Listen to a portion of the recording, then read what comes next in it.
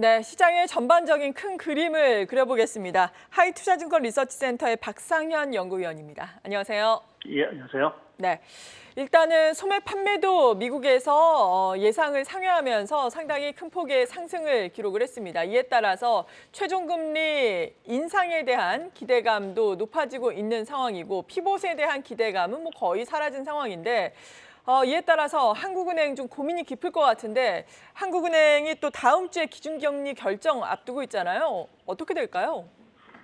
예, 뭐 말씀하신 대로 미국 그 경제 지표가 워낙 좋게 서프라이즈를 좀 네. 기록하면서 당초 이제 뭐 3월 금리 인상 중단 기대감 이런 것들이 상당히 좀 약해졌다라는 측면에서 한은의 고민이 좀 깊어질 거로 좀 보고 있고요.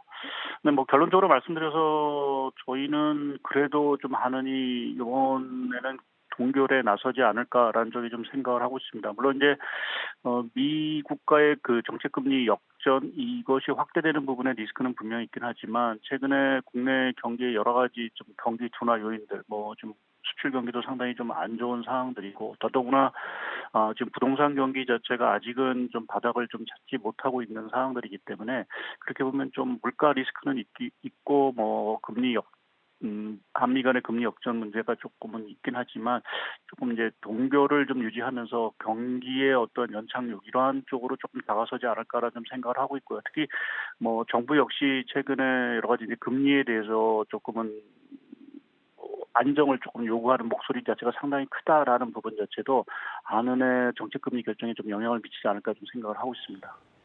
네, 그렇군요. 동결 가능성이 크다라고 말씀을 해주셨습니다. 그리고 달러화에 대한 원화 환율이 어제 급격하게 오르고 오늘도 또 상승 탄력을 키워나가면서 전거래일 대비해서 5.3원이나 오르고 있습니다. 1287.50원 기록하고 있는데 1300원 다시금 상향 돌파할 가능성을 열어둬야 될까요? 개인적으로 뭐 1,300원 뭐 일시적으로 뭐 돌파할 수 있다 하더라도 이게 추세적인 상승 1,300원 이상의 추세적인 상승 흐름을 이어지지는 않을 거로 저는 좀 생각을 하고 있습니다.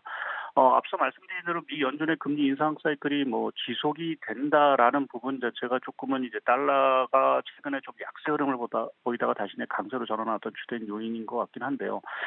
그럼에도 불구하고 뭐 다음 달, 뭐 다다음 달 계속해서 물가 지표는 사실은 좀 미국 물가 지표는 둔화가 사실은 좀 불가피해 보인다라는 측면에서 보게 되면 최근에 일고 있는 어떤 금리 우려 이러한 것들은 상당 부분 약화될 수 있는 부분들이 있고요. 그것이 궁극적으로는 달러의 약세 심리를 다시 좀 키울 수 있다. 거기에 지금 최근에 이제 그 BOJ의 신임 총재가 사실은 이제 지목이 되면서 4월 뭐 당장 4월은 아니더라도 2분기 중에 일본 은행의 그 초완화적인 정책 자체가 상당 부분 후퇴할 수 있다라는 부분 또 유로 경기 자체가 생각보다 상당히 좋은 이러한 흐름을 가고 있다라는 부분 유로와 가치 흐름에 상당히 좀 긍정적인 영향을 미칠 것 같습니다. 거기에 국내적으로도 무역 수지 적자 부담은 있긴 하지만 외국인의 지금 주식 순매수 뭐 이러한 것들도 여전히 좀 지속이 되고 있는 상황들이고요.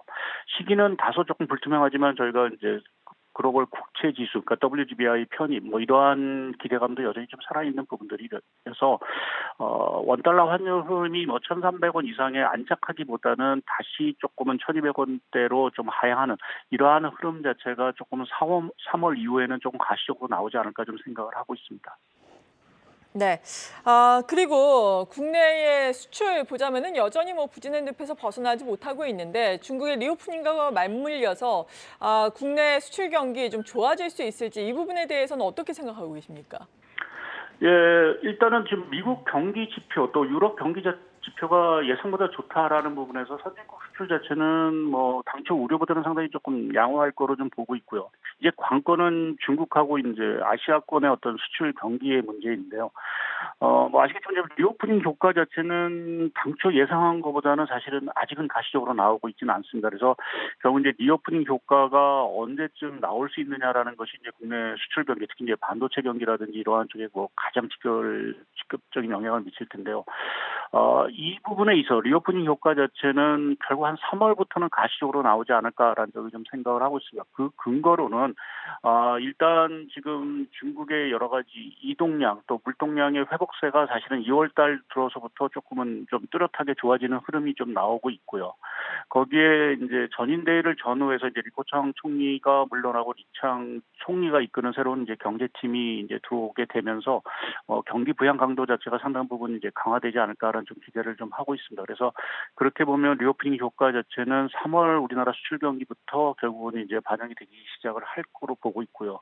그렇게 보면 수출 경기의 어떤 바닥 시점 자체도 결국 3월 정도가 되지 않겠느냐라는 쪽에 좀 생각을 해볼 수 있고 그렇게 됐을 경우 이제 무역 수지 개선 흑자로 돌아서는 데는 상당히 시간이 걸리긴 하겠지만 대중 수출 자체가 회복이 되고 또 지금 우리나라 무역 수지 적자의 가장 큰 원인 이제 에너지 무역 수지 적자 이 부분은 이제 동절기가 좀 지나고 또 최근에 천연가스 가격이라든지 이런 것들이 하향 안정화되는 추세인 부분들이기 때문에 결국 1, 2월 자체가 무역 수지 적자의 가장 안 좋은 시점이 아닌가. 그래서 3월부터 무역 수지 흐름 자체도 조금 적자폭이 개선되는 흐름. 그러니까 전반적으로 수출 쪽에서 아주 긍정적인 지표를 받아보기는 어렵지만 최악의 국면을 좀 지나가는 지표는 3월부터 좀 받아볼 수 있지 않을까 좀 생각을 하고 있습니다. 네, 그렇게 된다면은 지금 2,500선이 상당히 강력한 저항선이 되고 있는데 3월에 지표도 좀 나아지고 이렇게 된다면은 좀 이 저항선을 돌파를 하면서 조금 더 긍정적인 흐름 예상을 할 수 있을까요? 예, 저희는 상반기 중에 상단 자체를 한 2,650, 좋게 보면 한 2,700까지도 사실은 좀 열어놓고 있는 상황들이고요. 지금 그 근거로는 사실 미국의 금리 인상 불확실성 자체가 남아있긴 하지만 최근 미국의 지표 흐름을 보게 되면 결국 미국 경기 침체 가능성은 상당히 이제 좀 낮아진 것이 분명한 것 같습니다. 그래서 그렇게 되면 미국의 금리 인상 사이클 중단이라는 신호만 나온다라고 하면 자금들 자체가 다시 이제 위험자산 쪽으로 좀 갈 수 있는 어떤 좀 계기가 있는 부분들이 하나 있을 것 같고요.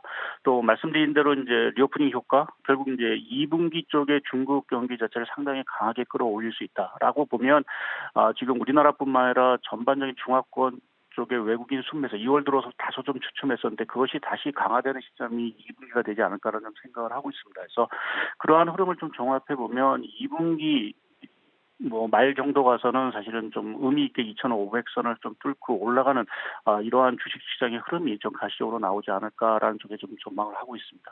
네, 그렇다면 지금 지수대에서는 어떤 전략이 필요할까요?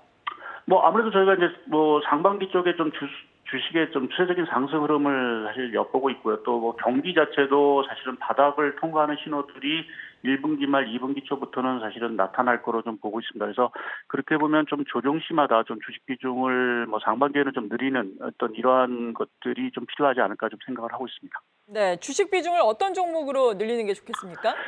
아무래도 최근에 화두가 되고 있는 지금 기술주라든지 이러한 쪽에 아무래도 좀 각광을 좀 받을 수 있는 부분들이 있고요. 특히 이제 반도체 업황 자체에 대해서도 사실은 저희가 아직 그 상반기 중에 뚜렷한 반등을 좀 기대하기는 좀 어렵긴 하지만 중국의 리오프닝 효과 이러한 것들이 나온다라고 하면 결국 한 2분기부터는 바닥을 짚고 올라가는 모습은 좀 가시적으로 좀 나올 수 있을 것 같습니다. 그래서 지난해 상대적으로 좀 조정폭이 컸던 기술주, 성장주 중심으로 사실은 조금 비중을 확대하는 게 좀 유리하지 않을까 좀 생각을 갖고 있습니다. 네, 기술주, 성장주 비중 확대 전략 말씀해 주셨습니다. 하이투자증권 리서치센터의 박상현 연구위원이었습니다. 감사합니다. 예, 감사합니다.